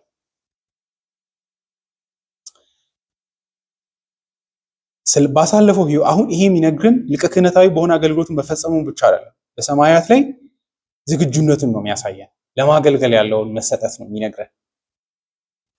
ባሳለፈው ህይወት ተፈትኗል ይላል። በተፈተነበት ደግሞ ፈተና መከራን ተቀብሏል ይላል። እነዚህ ነገሮች ኢየሱስን ያሳለፈው ማንም የማያስረዳው ከመሆኑ የተነሳ እርዳታን ለመስጠት ተዘጋጅቶ እንዲኖር አድርጎታል ይላል። ይሄ እንግዲህ የእግዚአብሔር ቃል የማይታየውን ነገር በእምነት እንድናይ የሚነግረን ነገር ነው። አሁን ኢየሱስ የምር እኔ አሁን ኃጢአቴን ሄጂ በእጁ ተቀበለኝ ብሎ ይቀበልልኛል የሚል አንድ ሰው እዚህ ቢኖር አዎ እላለሁ። በምንድን ነው እርግጠኛ የሆንከው? ይሄ ቃል ስለሚነግረኝ። በምድር ላይ በነበረው ህይወቱ ቶማስ ጋውዲን በጣም የሚገርም መጽሐፍ አለው The Heart of Christ in Heaven for Sinners የሚል ኢየሱስ በሰማይ ላይ ራሱ ምን አይነት ቁመና እንዳለው አንድ በምድር ላይ ባሳለፈው ህይወቱ እረዳለሁ። ከዛ ከሞት ከተነሳ ባለው ህይወቱ እረዳለሁ። ሌላ ደግሞ በራእይ መጽሐፍ ላይ ለመጨረሻ ጊዜ ለዮሐንስ በተገለጠ ጊዜ በሰጣቸው ራእዮች አያለው ይላል። በእነዚህ ሁሉ ውስጥ አንድ ማየው ነገር ኃጢአተኞችን ለመርዳት ያለውን ኮሚትመንት ነው ይላል። ይሄ ግን ከየት የመጣ ነው ብትሉ ስቶሪካሊ ጭቃ ውስጥ እግሩን ከቶ ቆሞ ያንን ሪያሊቲ አይቶ ከመሄዱ የተነሳ ነው ይላል። ኢንዲፍረንት የማይሆነው ግዴለሽ የማይሆነው ለዚህ ነው ይላል። ያቱም ከምኑ ጋር ያስተሳስረዋል? እርሱ ራሱ በተፈተነ ጊዜ በሆነ ጊዜ ውስጥ መከራን ስለተቀበለ ኢየሱስ በፈተና አልወደቀም፣ በኃጢአት አልወደቀም። ጸሐፊው ያንን ምዕራፍ 4 ላይም ይነግረናል። ከኃጢአት በስተቀር ኃጢአትን አላደረገም ይላል እንጂ አልተፈተነም አይለንም አይደል? በሄደበት መንገድ ሁሉ ተፈትኗል። ነገር ግን ኃጢአትን ፍጹም አላደረገም። በምኞት ራስ ፍንጭ እንኳን ኃጢአት አላደረገም። ያ ማለት ግን ፈተና መጥቶ አልተደራረበበትም ማለት አይደለም። ሌላው እንኳን ቢቀር መሲያዊ አገልግሎቱ ፈተና ውስጥ እንዲያልፍ ያስገድደዋል። የሆነ ነገር ፐርፎርም አድርጎ ነው ሰዎችን ወደ እግዚአብሔር ርስት እንደ አዳም ሊያመጣ የሚችለው። ስለዚህ መፈተን ነበረበት። ምዕራፍ 4 ላይ የወንጌል መግቢያው መጽሐፎች ላይ ኦፊሻል በሆነው አደባባይ በሆነው አገልግሎቱ ውስጥ ያንን ጉዞ እናያለን። ከዚች ጊዜ በኋላ ተወካይ ሆነሃል ተብሎ ከተሾመበት ቅጽበት ፍጥነት ልክ እንደ አዳም እሱም እንደተሾመ በፍጥነት ተከትሎት የመጣው ፈተና ነው አይደለ? ሲፈተን የተፈተነባቸውን ፈተናዎች የወንጌል ጻፊያን ይነግሩናል። ግን አሸንፎ ሲወጣ እናያለን። አንድ ሰው በጣም እጅግ በሚማርክ መንገድ እንደዚህ ብሎ ያስረዳል። ኢየሱስ ከማንም በላይ ይላል እንዲያውም የኃጢአትን ኃይል ያውቃል ይላል። ለምን ብላችሁ ብትጠይቁ ይላል ኃጢአትን ሳይሸነፍ ስላሸነፈ ይላል። ለምን ብትሉ ይላል እኛ ብዙዎቻችን ፈተናው ገና ሳያይል ነው የምንወድቀው ይላል። ፈተናው የመጨረሻውን ኃይል ሳይዝ እንሸነፋለን። ስለዚህ የኃጢአትን ኃይሉን መጠኑን አናቅም ይላል። ያ ማለት መሰላችሁ 400 ሊትር ጀሪካን ባነሳ እስካላነሳው ድረስ እስከየት ርቀት ድረስ ያ ነገር ጉልበት እንደሚጠይቅ አላቅም አይደለ? አለማንሳቴን ብቻ ነው ማውቀው እንጂ ነገሩ ምን ያህል የሚያስጋፍጥ እንደሆነ አላቅም። ኃይሉን አልረዳም ነው። ኢየሱስ ላይ ግን እሱ ኦቨርካም እስከሚያደርግ ድረስ ያለውን ኃይል ሁሉ ተጠቅሞ ኃጢአት መጥቶበታል ነው፣ ቴምፕቴሽን መጥቶበታል ነው። ስለዚህ እንዲሁ ከኛ በላይ የኃጢአትን ኃይል የሚያውቅ እሱ ነው ስላሸነፈ ሙሉ ኃይሉን ኦቨርካም ስላደረገ ኃጢአት። በጣም አስገራሚ ነው መረዳው። የሆነ በቀላሉ እንደተወው እንዳታስቡ። እኛ እንግዲህ የመጀመሪያ ገና ኤቢሲዲ ነው የምንወድቀው ዜድ ላይ ሳይደርስ አይደለ? አድቫንስድ የሆነ ኤግዛም ሳይመጣ ገና ሳይጀመር እንወድቃለን፣ እንሸነፋለን። እሱ ግን አሸንፏል። ይሄ የወንጌል ምስክርነት ያልተፈተነበት ነገር የለም። ያልተፈተነበት ነገር ግን በአንዱ አልወደቀም። ኃጢአት በልቡ ምኞትና እንኳን አልተፈጠረበትም። ይሄ ኢየሱስን ግን ምን እንዲሆን አድርጎታል? ስላሸነፈ እኮ አይረዳም እንዳንል ነው። እሱ ስላሸነፈ የኛን ውድቀት አይረዳም። ኃጢአት እንዴት በፍጥነት እንደሚከበንና እንደሚጠለን አያውቅም። እንደዛ እንዳይባል እንደውም የኃጢአትን ኃይለኝነትና የሰው ልጅን ደካማነት ስላየ እሱ እንዲሆን እንዲራራ ያደርገዋል። ሲምፐቲ ነው የሚፈጥረው፣ ስትሪንግስ ማሸነፉ። በመሰረቱ እኔም የተሸነፈ አዳኝ አልፈልግም። ምን እንዲያደርግልኝ ስላሸነፈ ነው ደስ የሚለኝ። እዚህ ጋር በደንብ ተመልከቱ። በተፈተነ ጊዜ ስለተሰቃየ ከስቃይ ጋር በቃ እረዳለሁ፣ ይሄ ነገር በጣም ከባድ ነው ይላል ብሎ ይሄ ምንድነው የሚባለው? ሚዝሪ ወንስ ካምፓኒ ይባላል አይደለ? ጉስቁልና ወዳጅ ይፈልጋል። ተቀምጦ በቃ አይደለ ችግር ብሎ ማውራት። ኢየሱስ ከኛ ጋር እንደዚህ አይነት ሊረዳ ነው፣ ሊታደግ ነው። እግዚአብሔር በክርስቶስ ኢየሱስ ለኛ ያለውን ብርታት አይደለ ልናይ ዘንድ ይገባል። ኢየሱስ ካህን የሆነበትን እውነታ በዚህ ልክ ልናይ ይገባል። ንጉሳዊ የሆኑ ኃይሉንም ኃጢአትን ለመግደል ለኛ የሚሰጥበት ምክንያት ካህናታዊ በሆነው ርህራሄው አይደለ? ብርታት ብዙ ጊዜ ከርህራሄ ጋር አይገናኝም። እንደምታውቁት የሸነፈ ሰው መሸነፍን አያውቅም። ጎበዝ ተማሪዎች የሰነፍ ተማሪን አእምሮ ውስንነት አይረዱም። አንዳንዴ ሌላ ትምህርት ስትማሩ ነው የሚገባቸው። እኔ እንደዛ ተረድቻለሁ። ለካ ሰዎች ሰነፍ ሆነው አይደለም። አንዳንዴ አይገባም ለካ ገብቷቸዋል።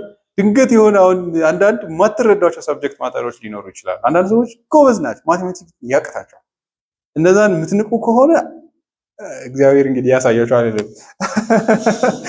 ገብቷቸዋል። ብርታት ይሸፍናል። ስትሪንግስ ድካምን ሰዎች እንዳይረዱ ያደርጋል። ኢየሱስም ብርታቱን ይላል ጎዱን ሲያወራ ብርታቱን ክህነቱ የሚያፈሰው አይነት ነው ይላል። በጣም ሩህሩህ ነው አይደለ? በልቤም የዋህና ትሁት ነኝ ይላል። እስከ ሰማይ ከፍ ብሏል። አሁን ማንም እንደርሱ ኃይለኛ የለም በዚህ ዓለም። ያ ብቻ አይደለም፣ በክብር ማንም የሚተካከል የለም።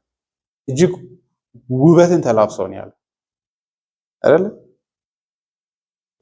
ጎድዊንም በጣም ስትራይክ በሚያደርግ ነገር ይላል ቆንጆ ሰዎች አይገባቸውም ይላል። ኦር ደግሞ ጠንካራ ሀብታም ሰዎች ድህነትን አይረዱም። እንደዚህ ሰዎች ውስን ናቸው ይላል። ኢየሱስ በዚህ ሁሉ ብርታት ታዲያ እንዴት ነው የሚረዳኝ ስትሉ ካህን ነው ይላል። የኖረው ህይወቱ ዛሬም አለ። moreover in fact in that flesh which he took he suffered many cruel things, therefore he knows the reality of the tribulation which we suffer. He was tempted but he was not overthrown. ይሄ ምንን ያበረታታል መሰላችሁ? ኢየሱስን በጸሎት በጣም እንድንሮጥ ያበረታታናል ነው። ጎዲን የመጽሐፉ መጨረሻ ላይ እንደዚህ ይላል። መጨረሻ መዝጊያዋ ናት። በዚህ ዓለም ላይ የሚረዳላችሁ ወዳጅ ባታገኙ፣ ችግራችሁን ብትነግሩ ጆሮ ሰጥቶ የሚያዳምጥ ብታጡ in heaven እንደ ሰው ጎስቋላ ሆኖ እዚህ ምድር ላይ ከእናንተ ጋር የሚላጠብና የሚንፏቀቅ አይደለም። በጣም ኃይለኛ የሆነ ግን እጅግ መሐሪና ሩህሩህ የሆነ እንዲያው እሱ ምን ይላል?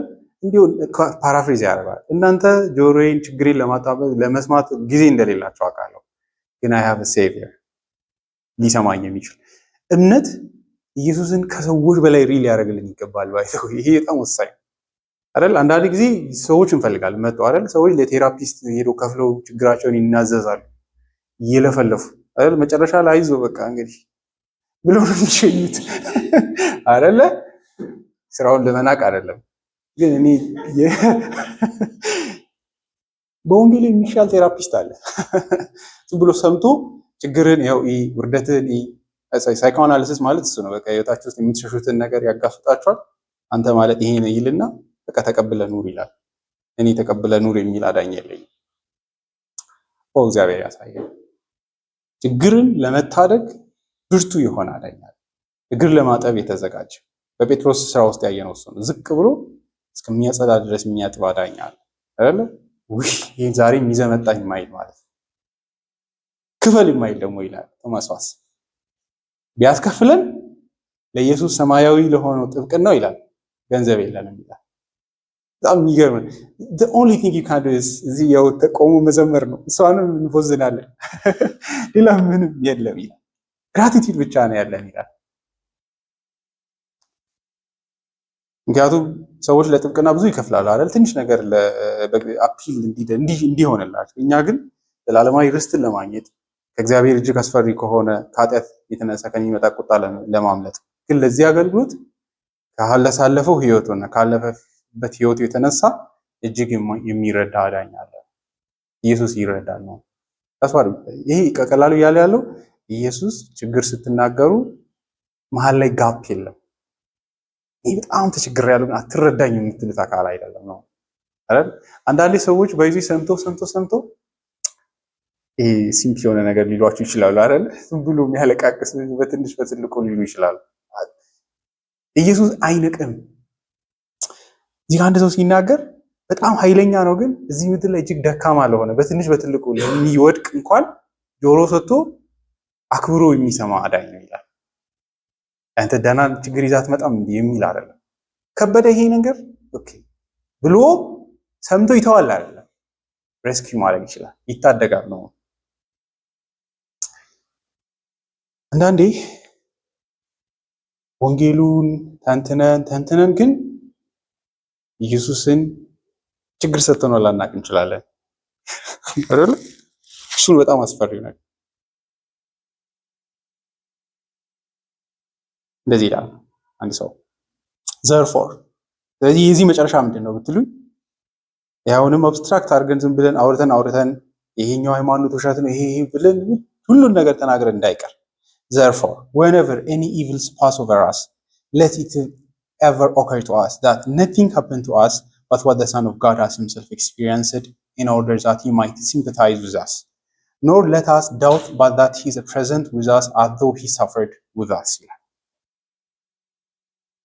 አንድ ይረዳል አይደል ዝም ቢል የማይገባው ሰው ነው ጆሮ ላይ የደራረብኩት እንዳንል ከዛ ደግሞ ኃይለኛ ነው ያዙልኝ እሱ ለዛ ወደ እርሱ እርዳታ እንዲሰጠን ልንሮጥ ዘንድ ይገባል ከሱ በላይ የሚረዳ ስለሌለ ሌላው ደግሞ እርዳታውን ሲረዳ እየሰረቀ አይደለም ኃይል ኢንቨስት የሚያደርገው ይህ በጣም ልንረዳ ይገባል በመስቀል ላይ ካሳካው ስራ የተነሳ እዚህ ለዚህ ሰው እርዳታ ይሰጠው ሲል ከጽድቁ የተነሳ ከእግዚአብሔር ግምጃ ቤት ውስጥ ብርታትንና እርዳታን ሲልክ መብት ስላለው በጣም ሊያስገርምን ይገባል ሌሎች ሰዎች እንደዚህ ስልጣን የላቸው ማርያም ይህን ማድረግ አትችልም ብትራራልኝ እንኳን ከእግዚአብሔር ዘንድ እርዳታን የምታስወጣበት ምንም የላት ሰዎችም ቢሆን እዚህ ጋር እንግዲህ በዚህ ይቋጫለሁ እግዚአብሔርን ስናስብ አእምሯችን ውስጥ የሚመጣው ሰይፍ በእጁ የያዘ አካል ከሆነ ችግር አለ በተለይም በክርስቶስ ኢየሱስ እግዚአብሔር በክርስቶስ ኢየሱስ ራሱን የገለጠበት መገለጥ it's just ለመታደግ ነው ለሰው ልጅ ተወልዶባቸዋል ሳይሆን ተወልዶልናል whatever he is ኢየሱስ የሆነው ሁሉ ነገር እኔንና እናንተን ለማዳን ለመጠበቅ ለመርዳት ኢየሱስ በአንበሳነቱ በግ ነው በበግነቱም ደግሞ አንበሳ ሁለቱም ሊታየን ይገባል ብርታቱ አንበሳ መሆኑ በግ በሆነበት ማንነቱ ደግሞ ለኛ የሚቆምበት ጥንካሬ የመገለጡልኝ ተለያይቶ መታየት የለበት አንበሳ ነው ስል ራሱ የሐዘን አይደል ለዮሐንስ ደስ ይላል አታልቅስ ከይሁዳ ነገድ የሆነ አንበሳ እርሱ ሞትን አሸንፏል ይላል እንጂ አንበሳ ተነስቶብሃል ያጠፋል ይዘነጣጥልሃል አይልም ደስ ይበል ግን እሱ ውስጥ ደግሞ ትኩረት አድርጋችሁ ስታዩ ግን you see a lamb a priest ማለት ንጉስ እናያለን ግን ደግሞ ካህን እናያለን ይሄ መገለጥ ሁሉም መላቀቅ የለበት ብርታቱ ራሱ በክርስቶስ ኢየሱስ ለእናንተ ነው እግዚአብሔርን ለመቅረብ የሚያበረታታ መገለጥ ነው ኢየሱስ ሊቀ ካህናት ነው ሲባል አፒል ለማድረግ ነው የማይረዳ አካል የላችሁም ስለዚህ በእርሱ በኩል ሄዳችሁ ደጅ አንኳኩ ነው መንፈስ ቅዱስም ጋር አትሂዱ ሮጣችሁ አባትም ጋር ሮጣችሁ አትሂዱ ይሄ ቀሚስ ብቻ ነው ዋስትናችን ነው ያለ ነው ይሄ በጣም ኢየሱስ ነው ሚዲኤተር ባይደው ይሄ መታየት አለበት አባት ጋርም ቀጥታ አይኬድም አይደለ መጽሐፍ ቅዱስ አያበረታታም በክርስቶስ ኢየሱስ ነው አባት ጋር የምንሄደው ስለዚህ ኢየሱስ በክርስቶስ ኢየሱስ እግዚአብሔርን እንዴት እናየው ለመቅረብ ማያስፈራ ቀረቡ ኑ የሚል ሸክም የከበዳችሁ ወደ እኔ ኑ ትሁት ነኝ የዋህ ነኝ የሚል አዳኝ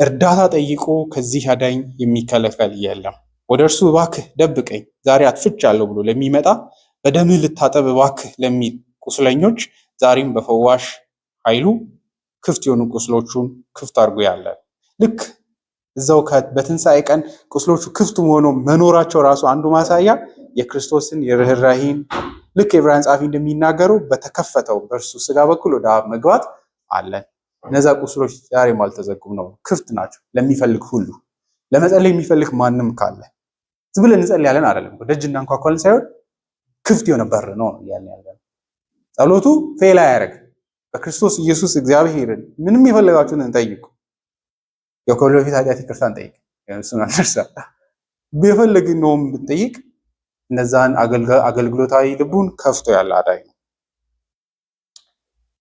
you pray ነው የመጨረሻ ጥያቄ ትጸልያላችሁ ኢየሱስን ወደ እግዚአብሔር አብ ትቀርባላችሁ እግዚአብሔር ይርዳን እግዚአብሔርን አመስግነን እንጨርስ እግዚአብሔር መልካም አባታችን ነው ስለዚህ ቀን እናመሰግናለን በፊትህ ስለ ልጅህ ስለ ኢየሱስ በክብርና በውበት ተጎናጽፎ እጅግ ለእኛ እጅግ የሚጠቅም ብቸኛ እንዲሁም ዋጋ ያለው አገልግሎትን እሱም ሊቀ ክህነትን ተሸክሞ በአንተ ፊት ስላለው ስለዚህ አዳኝ እናመሰግናለን።